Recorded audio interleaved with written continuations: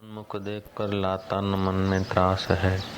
नहीं आस जीने की जिसे हो, त्रास मरने की न हो तृप्त अपने आप में कैसे भला फिर दीन हो। अपने आप में जो तृप्त होते हैं वो दीन नहीं होते हैं। अपने आप में तृप्ति नहीं होती तब तक दीनता होती है।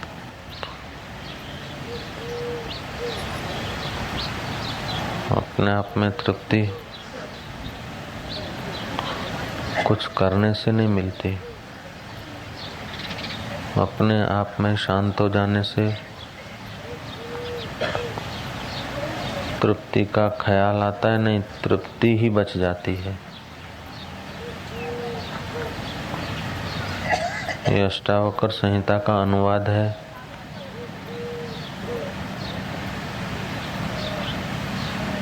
जनक का शिष्यत्व स्वीकार करना और अष्टावक्र का उपदेश देना।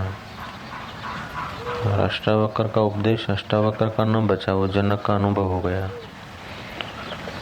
ऐसा ही अद्भुत ग्रंथ का अनुवाद है ब्रह्म रामायण। सब विश्व माया मात्र है, ऐसा जिसे विश्वास है। हम लोग विश्व को सच्चा मानते हैं। जो बदलता है, एक रस नहीं रहता, वो सच्चा कैसे हो सकता। तो ये सारा विश्व माया मात्र है, ऐसा जिसको विश्वास है तो उसके लिए जन्म भी माया मात्र है, मौत भी माया मात्र है। तो मौत देखकर भी उसको भय नहीं होता। जब जीवन को माया मात्र समझा, जात पात को माया मात्र समझा, जन्म को माया मात्र समझा, तो मौत भी माया मात्र हो जाती उसके लिए। सब विश्व माया मात्र है, ऐसा जिसे विश्वास है, सो मृत्यु सन्मुख देख कर लाता न मन में त्रास है। मृत्यु सामने दिखे, देह की मृत्यु होगी, उसके मन में त्रास नहीं होता। नहीं आस जीने की जिसे हो, त्रास मरने की न हो। जिसको जीने की आशा नहीं है, मरने का त्रास उसको नहीं होता। जिसको मान की आशा होती है उसको अपमान से त्रास होता है। जिसको धन की आशा होती है उसको निर्धनता से त्रास होता है। जिसको प्लेन में बैठकर कहीं पहुंचने की आशा होती है, टिकट न मिलने पर उसे त्रास होता है। लेकिन जिसे प्लेन में बैठने की आशा ही नहीं, तो टिकट मिलो चाहे न मिलो उसको कोई फर्क नहीं पड़ता। ऐसे ही जगत के हवाओं में उड़ने की, जगत की आकांक्षाओं में, जगत की इच्छाओं में, जगत के नश्वर भोगों में उलझने की जिसकी आशा ही नहीं, तो उसको भोग न मिलने पर दुख नहीं होता। ऐसे ही अपने जीवन को, अपने वास्तविक परमात्मा तत्व को जिसने जान लिया, अपने आत्मा को जिसने ज्यों का त्यों जान लिया, तो आत्मा की तो अमरता प्रत्यक्ष हो गई उसको। तो फिर मरने वाले शरीर को तो देर मरो सबेर मरो, उसको फिर त्रास नहीं होता, क्योंकि जीने की आशा नहीं। जो वास्तविक हम है उसकी कभी मृत्यु होती नहीं है, और देह सदा रहता नहीं और माया मात्र है। ऐसा जान लिया तो फिर जीने की आशा नहीं रहती, मरने का त्रास नहीं रहता, और वही आदमी अपने आप में तृप्त रह सकता है। जिसको जीने की इच्छा है तो मरने से त्रास है, वो उसको अपने आप की तृप्ति का पता नहीं। हम लोग भगवान का भजन तो करते हैं, लेकिन इन आशाओं के पाश में बंधे हुए करते हैं। इसीलिए भजन का जो अद्भुत लाभ होना चाहिए वो नहीं होता। परमात्मा का भजन करने में जो नहीं करते उनकी अपेक्षा जो भगवान का नाम जप करते हैं वे अच्छे हैं, श्रेष्ठ हैं। लेकिन जो नाम जप करते हैं उनकी अपेक्षा जो भगवान के सिवा और किसी वस्तु को नहीं चाहते वो ज़्यादा श्रेष्ठ हैं। और जो भगवान के सिवा किसी को नहीं चाहते हैं वे ज़्यादा श्रेष्ठ हैं। लेकिन उनसे भी वो महापुरुष श्रेष्ठ हैं जो भगवान को भी नहीं चाहते हैं।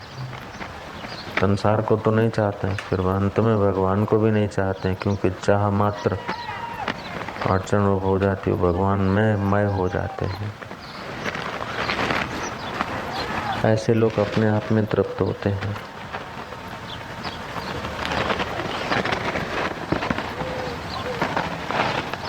ऐसे भक्तों की गाथाओं से भक्तमाल शास्त्र भरे हुए हैं। ऐसे भक्तों के जीवन में बड़ा सुख, चैन और शांति बरसती है। एक समय की बात है,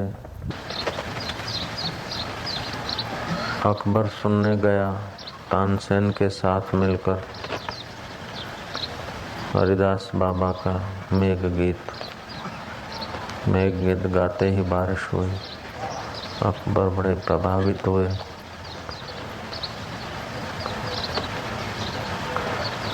तानसेन से पूछा, तुम गाते थे तब तो बरसात नहीं होती? तानसेन ने कहा, मैं गाता था आपको रिझाने के लिए, आपके लिए गाता था, और मेरे गुरुदेव गाते हैं परमात्मा के लिए। इतना फर्क है। हम लोग जीते हैं संसार के लिए और महापुरुष जीते हैं ईश्वर के लिए।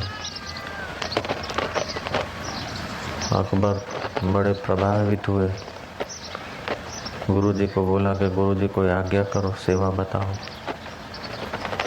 गुरुजी ने कहा, बस भगवान की बंदगी करो, खुदा की बंदगी करो, भगवान को याद करो, भगवान के होकर भगवान को याद करो।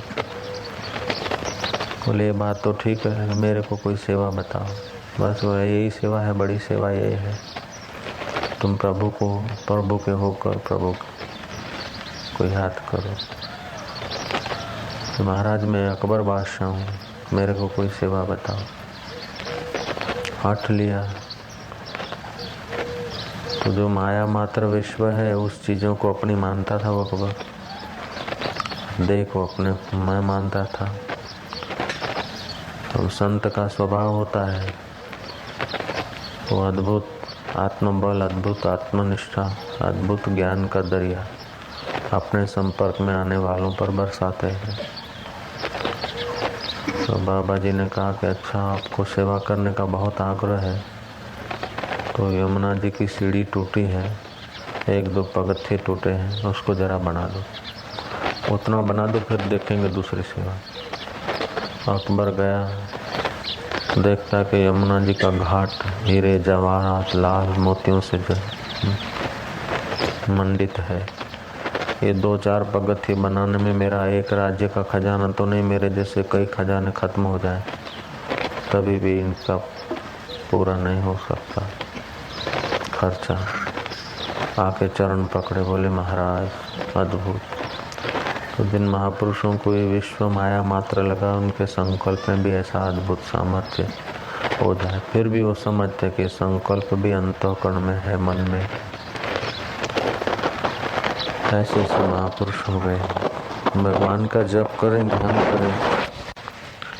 ईश्वर का जप स्मरण में 6 बातें ध्यान में रखनी चाहिए।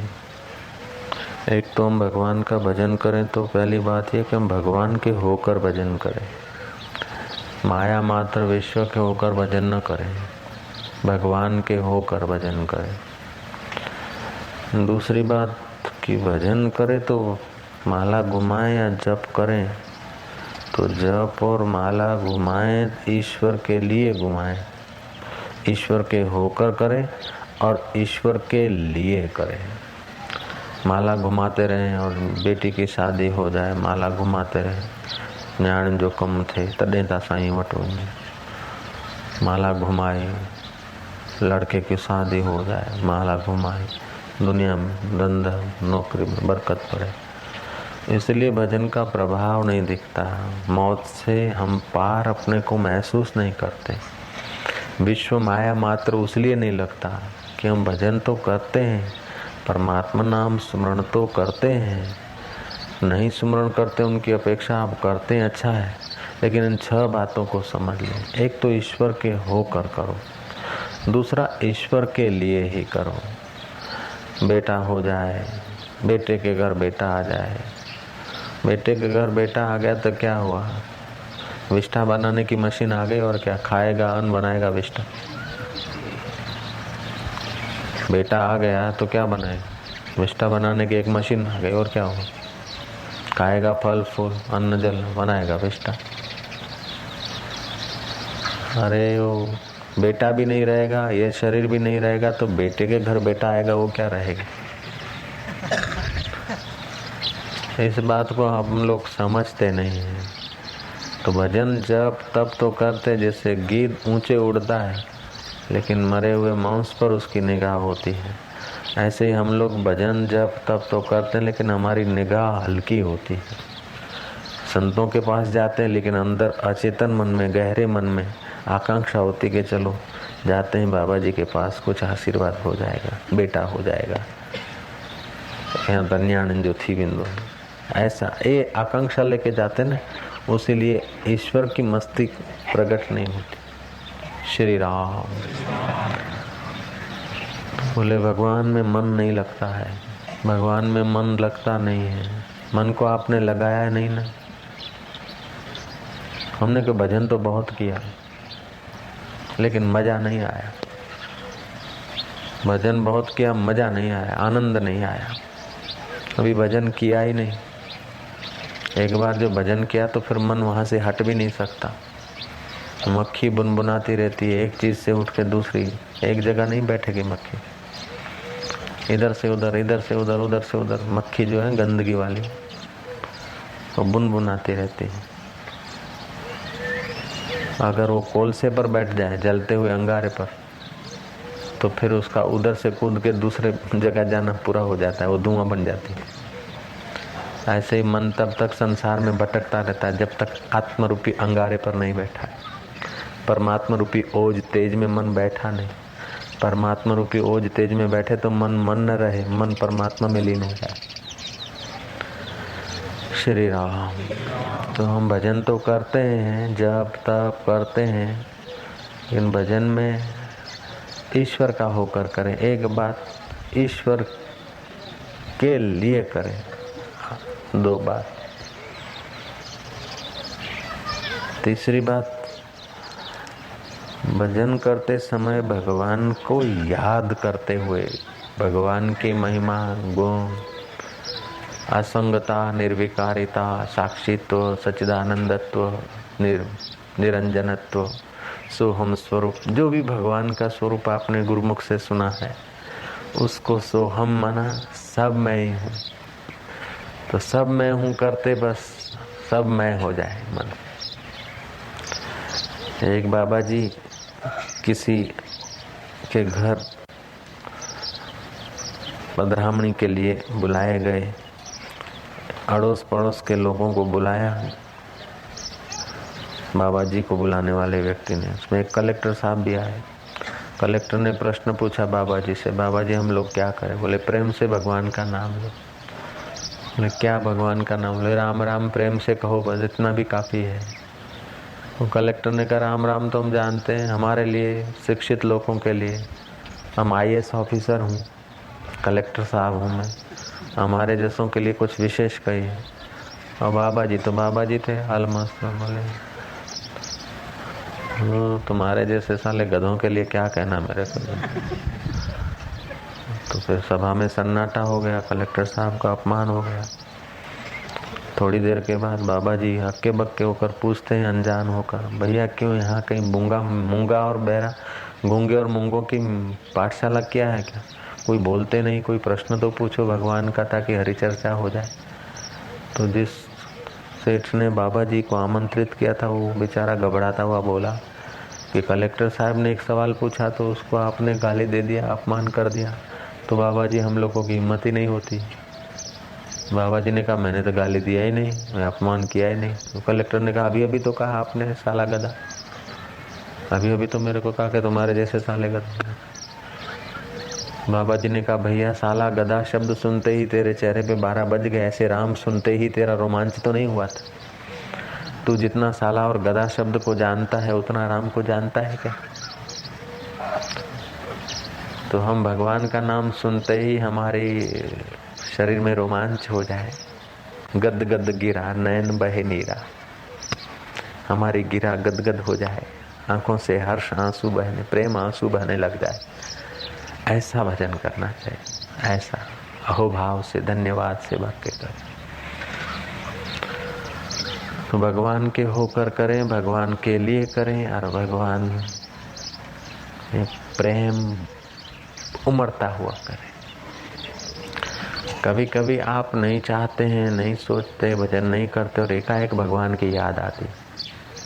आपने देखा होगा कि आप बैठे आपको एकाएक किसी मित्र की याद आ जाती, तो आप जांच करेंगे कि उसी समय उस मित्र ने आपको याद किया है, उसी वक्त उस कारण चालू काम में आपको मित्र की याद आ गई।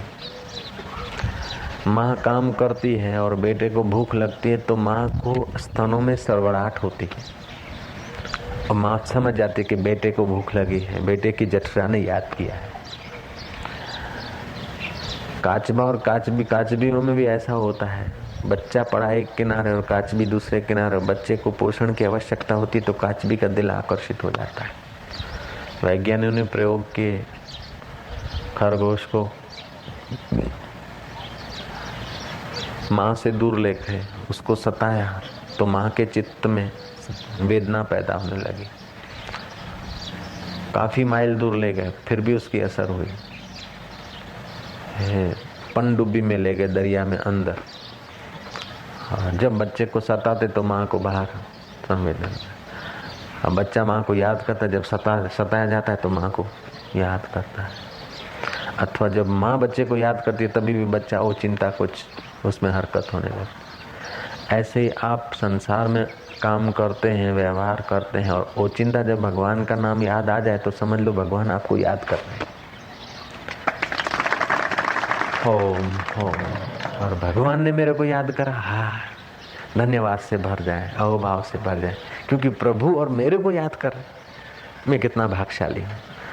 आप कोई आयास नहीं करें, आप कोई प्रयास नहीं करें और एकाएक आपको परमात्मा का स्मरण हो आए, तो आप कुछ बातों में लगे, कोई व्यवहार में लगे और एकाएक आपको किसी मित्र का स्मरण हो आता है तो मित्र आपको याद करता है। ऐसे ही मित्रों का भी परम मित्र भगवान हमको याद कर रहा है, उसीलिए भगवान की हमको याद आ गई। ऐसा समझकर भगवान का भजन करें। दूसरा कि भगवान के मंत्र में जो है ना, अविश्वास न करें और श्रद्धा न करें। मंत्रों में सिद्धि क्यों नहीं होती? एकदम दान का खाएं और फिर जीवा, झूठ बोलने से जीवा जल गई, दान का खाने से जीवा जल गए और काम विकार में जीवन बर्बाद करने से हृदय जल गया, उसलिए सिद्धि जल्दी नहीं होती और फिर अविश्वास हो जाता है। तो ये अविश्वास आदि जो दोष है ना, ये नहीं आने चाहिए। मतंग ऋषि ने कह दिया शबरी को कि तेरा कल्याण होगा, भगवान तेरी झोपड़ी पे आएंगे। शबरी ने ये नहीं पूछा कि कब कल्याण होगा, कौन से दिन को आएंगे, सुबह को आएंगे कि शाम को आएंगे, राम जी आएंगे, सचमुच आएंगे, ऐसा भी नहीं पूछा। मैं अपात्र हूँ, मेरे में कोई शक्ति नहीं, कोई योग्यता नहीं, मैं नितांत अनपढ़ नादान हूँ। गुरुजी आप क्या कर रहे हैं? बड़े बड़े तपस्वी तप कर रहे हैं, उधर नहीं जाएंगे और पहले मेरे पास आएंगे, आप सच बोल रहे हैं? ऐसी शंका शबरी को नहीं हुई। मतंग ऋषि ने कह दिया, बात पूरी हो गई। तो ऐसे दृढ़ विश्वास होना चाहिए। तो आज के श्लोक हैं, वैष्णवणवे भगवत भक्तो हो प्रसादे हरिनाम निचह अल्प पुण्यवताम श्रद्धा यथावन्नैव जायते। अल्प पुण्य वालों को वैष्णव में, भगवत भक्तों में, प्रसाद में और हरि नाम में यथा योग्य श्रद्धा नहीं होती है। जिसके थोड़े पुण्य है, जेके स्वार्थी मानव हैं, जो खुद गर्जी हैं, अल्प पुण्य वाले लोग हैं, उनको भगवान के भक्तों में, संतों में यथावत श्रद्धा नहीं होती, प्रसाद में यथावत श्रद्धा नहीं होती। स्वल्प पुण्यवताम राजन विश्वासो नहीं वजायते। जिसके स्वल्प पुण्य है उसको विश्वास नहीं बैठता। अल्प पुण्यों के कारण विश्वास नहीं बैठता है, और जिसको भगवान नाम में विश्वास बैठता है तो समझना चाहिए कि भारी पुण्य है। अथवा एकाएक भगवान नाम की याद आ जाती तो समझना चाहिए कि भगवान याद कर रहे हैं। तो हमारे भारी पुण्य है ऐसा समझकर धन्यवाद से भर जाना चाहिए, और हमको भगवान याद कर रहे हैं ऐसा समझकर हमको भगवानमय हो जाना चाहिए।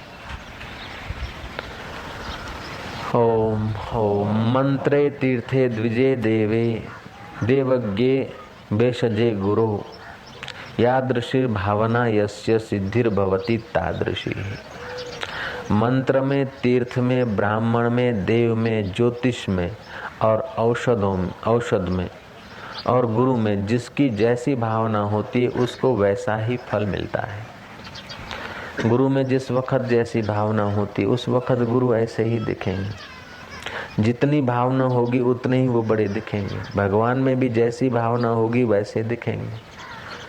और यही कारण है कि श्रीमद् भागवत की कथा में हम लोगों ने सुना कंस के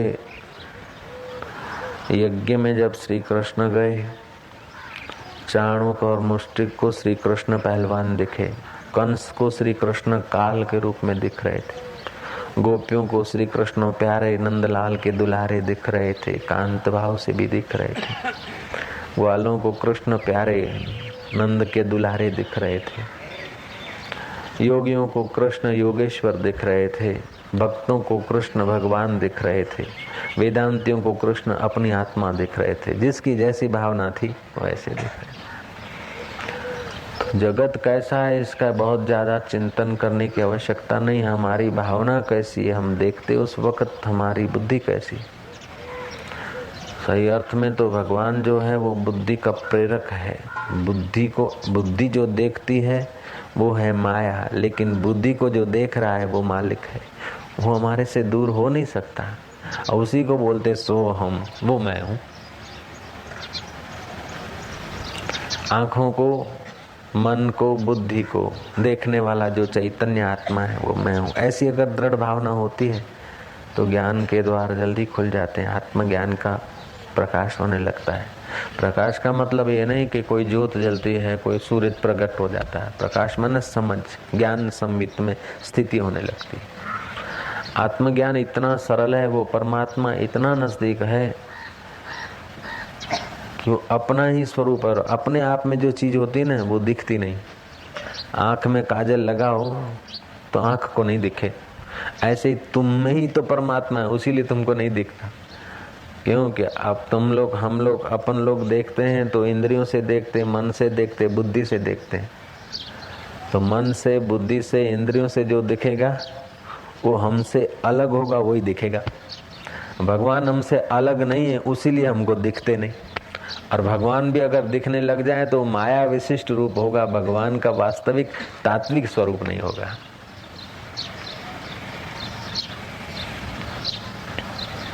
तो भगवत भजन में, मंत्र में, गुरु में जैसी भावना होती है वैसा हमारा चित्त उस वक्त तदाकार हो जाता है। तो चित्त जिस वक्त जैसी भावना होती है उस वक्त वैसा तदाकार होता है। जगत की भावना होती है तो जगताकार हो जाता है, शत्रु की भावना होती है तो शत्रुआकार हो जाता है, मित्र की भावना होती है तो मित्राकार हो जाता है, आलस निद्रा की भावना होती है तो निद्रा तदाकार हो जाता है। चित्त जैसा चिंतन करता है वैसा हो जाता है। तो ब्रह्म का चिंतन करने से चित्त ब्रह्म रूप हो जाता है। कृष्ण का आत्मा और हमारा आत्मा, बुद्ध का आत्मा और हमारा आत्मा, राम का आत्मा और हमारा आत्मा, शिव जी का आत्मा और हमारा आत्मा, विष्णु जी का आत्मा और हमारा आत्मा दूसरा नहीं हो सकता। जो दूसरा देखता है उसको दूसरा बाप मिलता रहता है। बे जो पुट थे, वो था तो अमीर आदमी, लेकिन अमीरी का उसको गर्व नहीं था और सब कुछ कुटुंबियों को संभालने को दे देता था और साधु संतों में चला जाता था। तो साधु संतों में विश्वास होने के कारण जाने अनजाने यहाँ आ गया वो बड़ा सेठ। और फिर यहाँ की कैसेट सुनते सुनते रात्रि को 2 बजे तक 2:30 बजे तक साईं कैसेट सुनता हूँ, बड़ा आनंद आता है। और अब ये प्रश्न उठता है कि हमारा आत्मा और परमात्मा एक ही है, तो हम इतने पावरफुल हैं, हम इतने महान हो सकते हैं? अरे भाई, मनुष्य कितना महान है उसका तो हिसाब आज तक कोई लगा नहीं सका, और भविष्य में भी कोई नहीं लगा सकता। वो इतना महान है। मनुष्य तो इतना बड़ा है, इतना महान है, उसमें इतनी महानता छुपी है कि महाराज भगवान को अपना बेटा बनाने की शक्ति उसमें छुपी है। तो मनुष्य में अद्भुत शक्ति है, अद्भुत सामर्थ्य है। एक बार वेदांतिक महापुरुषों सुनाया करते हैं, एक बार किसी मनुष्य के आगे साकार ब्रह्म प्रकट हो गए। उसको बोला कि साकार ब्रह्म को कहा कि भगवान जो सारभूत हो वो मुझे दीजिए। तो भगवान ने कहा बस तब मद रूपा, तू और मैं एक ही हूँ, ये आत्मज्ञान ही सार रूप है, बाकी सब मगजमारी है। सो हम, तू और मैं एक ही हूँ, सब तू ही तू है। बोले सब तू ही तू या सब में ही मैं? तो आप और हम अगर एक हैं तो आप तो भगवान संकल्प मात्र से सृष्टि बना लेते हैं, और हम तो एक चिड़िया भी नहीं बना सकते, तो आप और हम एक कैसे हुए? भगवान ने कहा भाई बनाना न बनाना ये चित्त के एकाग्रता का फल है। चित्त एकाग्र हो तो उसमें सामर्थ्य होता है, और चंचल होता है तो सामर्थ्य नहीं होता। भगवान बोला, भक्त बोला भाई ये सामर्थ्य आपका एकाग्र चित्त और हमारा चित्त एकाग्र नहीं, तो फिर आप और हम एक कैसे हुए? बोले चित्त अलग अलग हुए लेकिन आप और हम का तत्व एक है। पंखा अलग अलग लेकिन इलेक्ट्रिसिटी एक। ऐसे ही तुम्हारे अंदर जो चैतन्य आत्मा है वही है, सो हम, वो मैं हूँ और मैं तू है। बोले भगवान ये बात समझ में नहीं आती। बोले अच्छा, तो मैं दुनिया बनाता हूँ उसीलिए मैं बड़ा हूँ, और तुम नहीं बना सकते उसलिए छोटा अपने को मानता है, तुच्छ मानता है। तुच्छ मानने की मान्यता अपने को तुच्छ बना देती है। अपने को तुच्छ मानता है जो आदमी वो तुच्छ हो जाता है, अपने को विशेष मानता है वो विशेष हो जाता है। लेकिन अपने को जो ब्रह्म मानता है वो वास्तव में ब्रह्म है। विशेष मानता है तो अहंकार आ सकता है, और तुच्छ मानता है तो ग्लानि आ सकती है। लेकिन ब्रह्म माना तो न अहंकार है न ग्लानि है, वास्तविकता प्रकट हो जाती है। ब्रह्म माना सो हम माना ब्रह्म। भगवान ये बात सब ठीक है, लेकिन मेरे को अभी बैठती नहीं है, क्योंकि आप इतनी दुनिया बनाते और मैं एक चिड़िया भी नहीं बना सकता। भगवान ने कहा चलो आज के बाद ये जागृत का जगत हमारा और स्वप्न की दुनिया तुम बनाना। तब से मनुष्य स्वप्न में चांद बना देता है, सितारे बना देता है, दरिया बना देता है, दरिया के किनारे बना देता है। अरे महाराज क्या बताऊं आपको, सूरज भी बना देता है, चंद्रमा भी बना देता है, मनुष्य भी बना देता है, खेत भी बना देता है, मिल भी बना देता है, प्राइम मिनिस्टर भी बना देता है। और प्राइम मिनिस्टर हाथ जोड़कर अलविदा ले रहा है, वो भी आप बना देते। और तो क्या, स्वप्न में भगवान भी बना देता है, इंसान नहीं बनाता है। स्वप्न में भगवान के दर्शन हुए, भगवान आए तो आए कैसे? स्वप्न में बना दिया। इंसान को पता चले कि तू ऐसा परब्रह्म परमात्मा है। अगर इस अपने स्वरूप में विश्वास हो जाए तो आदमी की अपनी महानता होती। एक वैज्ञानिक था, उसने प्रयोग किए, प्रयोग करते करते कोई न कोई प्रयोग करते समय गलती रह जाती थी। और महाराज वो गलती में उसने हजारों लाखों रुपए खर्च किए,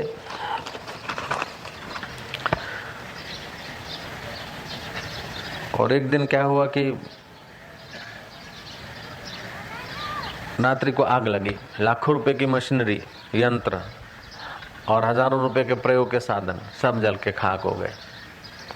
आज सुबह हुआ, वो अपनी भस्मीभूत जगह पर आकर अपनी डायरी में लिखता है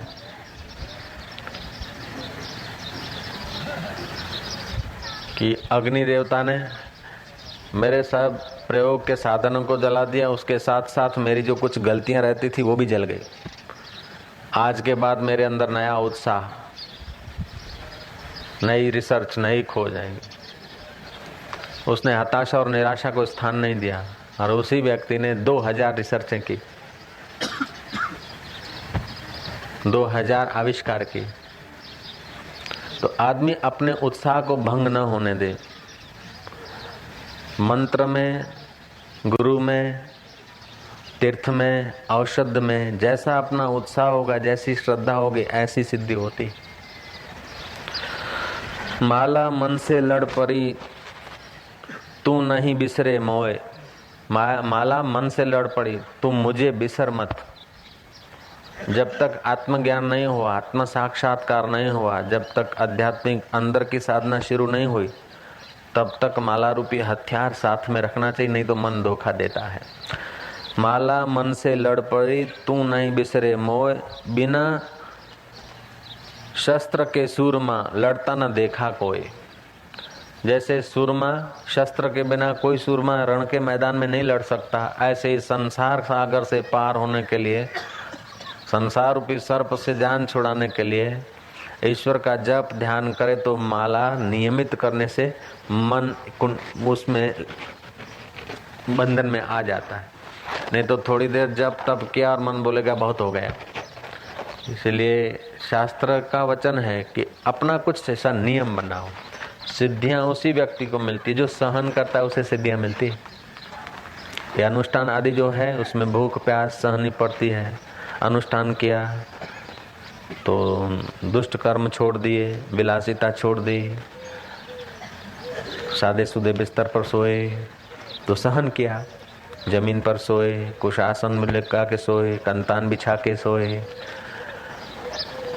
तो गद्दी का त्याग कर दिया, कुछ सहन किया, भूख सही, प्यास सही, संतों के पास आए, गर्मी सही, सर्दी सही, मान सहा, अपमान सहा, तो जो सहता है उसमें सिद्धियां प्रकट होती।